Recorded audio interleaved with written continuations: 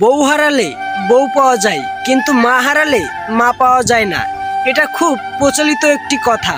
অনেকে এই কথা বলার সময় আবেগে গড়াগড়ি খেতে থাকে, এমন একটা ভাব দেখায় মনে হয় মায়ের জন্য তার ভালোবাসার শেষ নাই।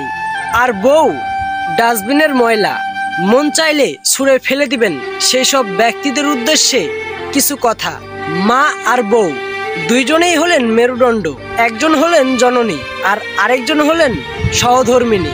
মা জন্মদাত্রী, যার কোনো তুলনা হয় না, আর স্ত্রী পরিপূর্ণতা দানকারী, যিনি ছাড়া আপনি অপরিপূর্ণ। একজনের সাথে আরেকজনের তুলনা করা মুক্তা ছাড়া আর কিছুই না।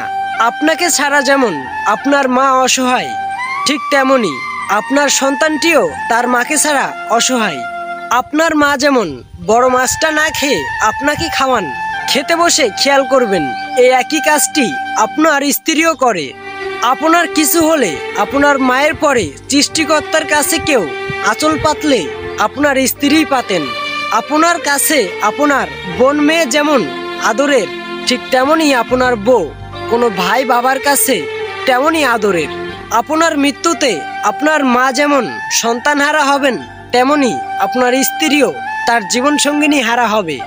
আপনার মায়ের আরো সন্তান থাকলে কিছুটা হলেও তার কষ্ট কমে যাবে, কিন্তু আপনার বউয়ের তো আপনি ছাড়া আর কোনো গতি নাই।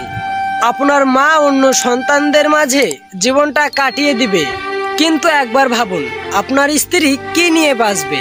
তাই একজনের সাথে অন্যজনের তুলনা করবেন না। আর হ্যাঁ, একটি কথা মনে রাখবেন, প্রত্যেকটি মেয়েই কিন্তু মা হবেন, আর প্রত্যেকটি মেয়েই কিন্তু স্ত্রী হবেন। তোমরা অনেকেই আমার সাথে কথা বলতে চাচ্ছ, মেসেজ দিচ্ছ, কিন্তু মেসেজের রিপ্লাই পাচ্ছ না। তোমরাই বলো এত মেসেজের রিপ্লাই কি দেওয়া যায়? সেজন্য আমি টিকটক বায়োতে ইউটিউবের লিঙ্ক দিয়ে রেখেছি, সেখানে গিয়ে আমাকে কমেন্ট করো।